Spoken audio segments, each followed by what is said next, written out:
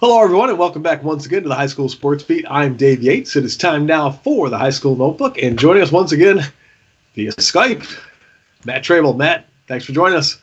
Thanks for having me on. Hey, let's talk now about the NFL draft coming up, and some local guys got a chance to kind of show their stuff and maybe get a little whiff from some of these guys. Yeah, so due to coronavirus concerns, a number of Rochester-bred college seniors with those pro football aspirations, they unfortunately had their collegiate pro days canceled and were thus worried about the resulting decrease in exposure from these NFL scouts because of it. In steps Bruce Johnson. He's the former Gates Chili, University of Maine in college, and then he had some time as a center, Philadelphia Eagles, San Diego Chargers back then. He ran a complete pro day with all the testing drills that you would see on TV for the Indianapolis overall NFL Combine. He headed around to Coit April 4th for these local prospects. The top moment, I think, for everybody was University of Maine receiver from Aquinas, Earnest Edwards. He ran a 4.41 40-yard dash. That would have been top 15 among guys who decided to run that dash at the 2020 NFL Combine in Indianapolis that I was referencing a second ago.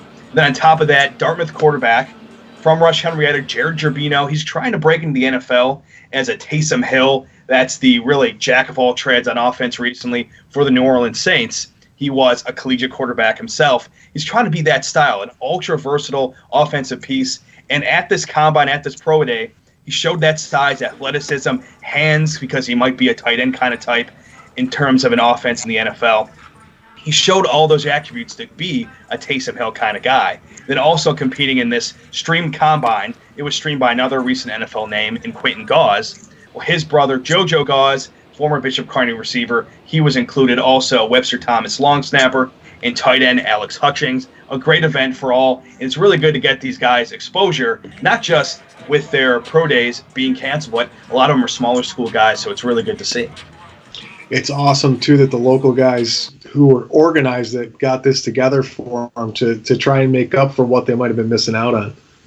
Yeah, locals helping locals. You really like to see it in all aspects, both the coaching, the guys taking times with the stopwatches, and then the guys in Quentin Gause, in Kayla Gause, that were behind with Iron Visuals, their production company, showing everything they had. A lot of guys with cameras out there. It's really good to see.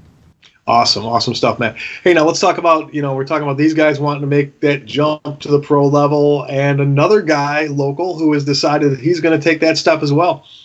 Yeah, so Isaiah Stewart. Within the last week, Rochester got its first ever illustrious basketball one-and-done situation because John Wallace obviously had his NBA time, but not quite a one-and-done coming out of Syracuse. So that happens. Former McQuaid Jesuit Knight and Washington Star freshman Isaiah Stewart. He declares for the 2020 NBA draft recently, and he signed with Rock Nation, Jay-Z's agency. So that's an extra level of him going from college to the NBA into pro basketball. National mock drafts have him going anywhere from the lottery at pick number 12 to more towards the end of the first round, pick number 28. So it's really a wide gamut right now of guys trying to gauge where he can go and what NBA teams will be looking for out of him. So his NBA readiness right now warrants a lottery pick, in my opinion. His strengths as a prospect, having not just a high-level college body, but an NBA body since not prep school, but even high school. A while ago, he's had this kind of bulk above his peers, especially in the front court for a long time now. Talk all the way back to McQuaid. He can bully opposing bigs, carve out that space inside, and score quickly in the post because of it.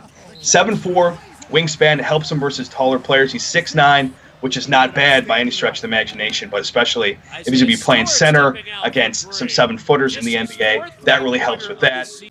His style of play really gets him to the line a lot, and on top of it, adds a big shot, 77% from the free throw line at Washington, which is a big deal if you're going to be getting there a bunch. It might not be the sexiest style of basketball in terms of him scoring from the line, but the analytics guys will love it. They just love that production, I assume, from the NBA level. And if you're really looking at NBA comparisons, Elton Brand with that wingspan over the height, and then in the current NBA, Montrezl Harrell. So I think he really does have a good future ahead of him. All right, great stuff, Matt, as always, and something to look forward to when all this is said and done. All right, thanks again, Matt. Great time as always. You take care. All right, bud. Thanks for having me on. And we're back with more of the High School Sports Beat right after this.